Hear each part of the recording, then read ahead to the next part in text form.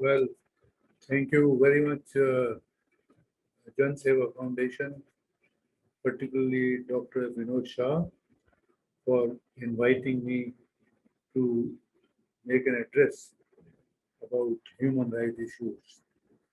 So, if I share the screen and I would like to show the slides now. Yes, I think you can see the slides now. Well, I'm no expert on human rights, but I I have episodically presented some lectures and published a handful of papers on the subject. But with my medical background, I would be making this presentation with a bit of focus on health related rights.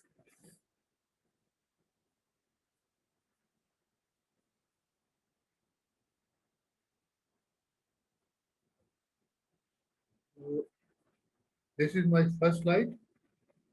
So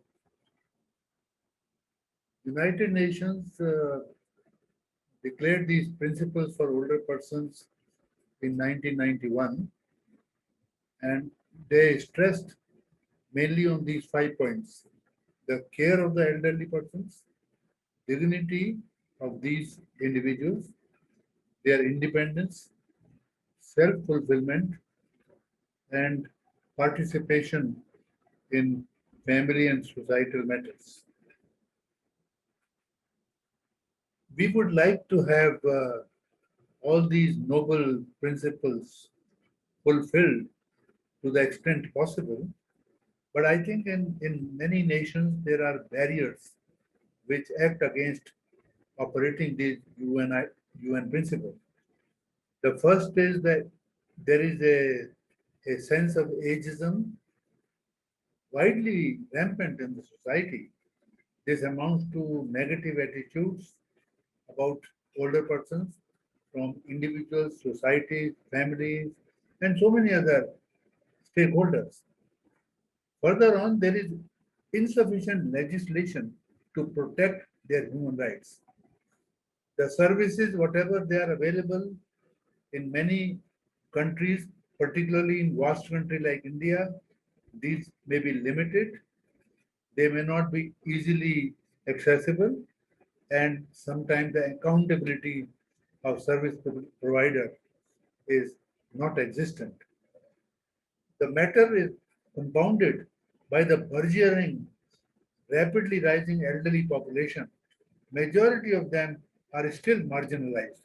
Many of them are having poverty, and many are quite vulnerable from social psychological point of view also. Then lastly, the older person themselves have a mindset that they accept anything in their old age as a consequence of old age. They just say this is in their luck and that this is the time to go. They have lived their life. So they have a fatalistic mindset to their own well-being. Now, human rights violations can be described in this country in the following context: lack of health care, which I would somewhat emphasize during my presentation. There is a lack of basic necessities for many older persons in the form of food, water, shelter, clothing, entertainment, etc. Then many elderly people are having financial marginalization. They have issues with their property for which they may sometimes be harassed, abused, or even driven out of their own houses. Then I think as the people age, they become senior members of the household. Their power of making decisions, providing consultations to the other family members, and managing the household in general is greatly compromised. And finally, in few cases, elderly people, when they have aged quite a bit, they have they do not have any privacy in their own house. They do not have enough physical space, etc. So these are the broad human right issues that we come across in our country. Now, right to health, for which I would be speaking a bit, it is interwoven with other human rights. Older persons can enjoy right to life, dignity, security, or making decisions and contribute to the development process only if they remain healthy and active. So, right to health is quite important. Now, coming to the causes or areas where the health care is liable to be neglected for older persons. These emanate from three major areas: the system itself, from healthcare providers, and the individuals and families themselves.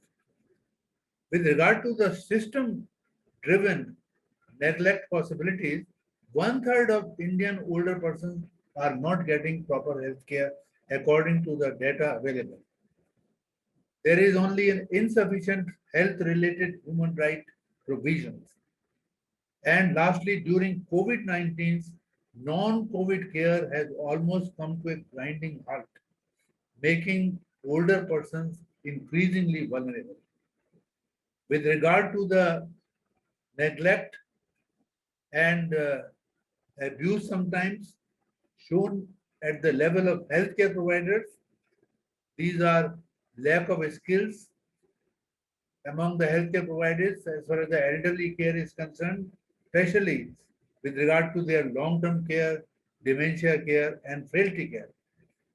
Small, minor, and sometimes major treatment issues can be seen, like overdiagnosing a patient, over-treating a patient, making them discharged from the hospital in a hasty manner before they are due for discharge, then inappropriate medications, personal hygiene needs, and nutrition, and at times even discrimination and bullying attitudes by the non-medical staff shown towards older persons and older patients.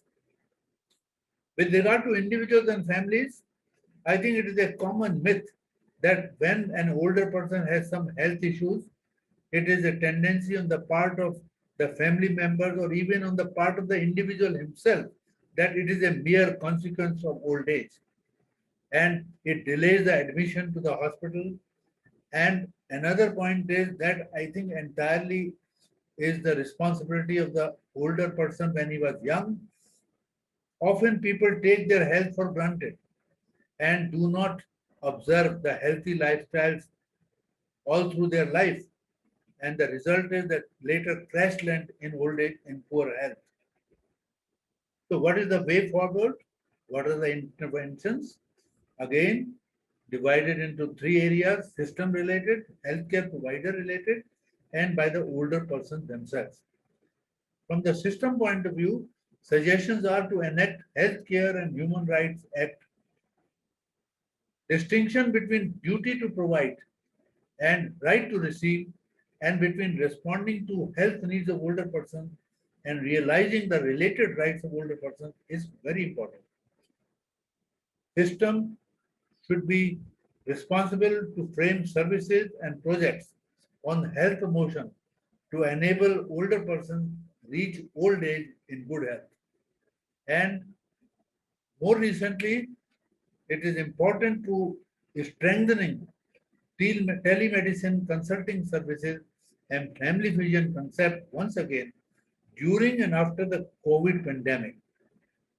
Healthcare provided related solutions can be in the form of capacity building on human rights issues in healthcare for such healthcare providers, strengthening the geriatric care curricula for various levels of carers, skilling for providing care to vulnerable like the homebound, bedridden, remote and rural elderly, female elderly and demented elderly, because for such individuals, the skills are not very good at the moment.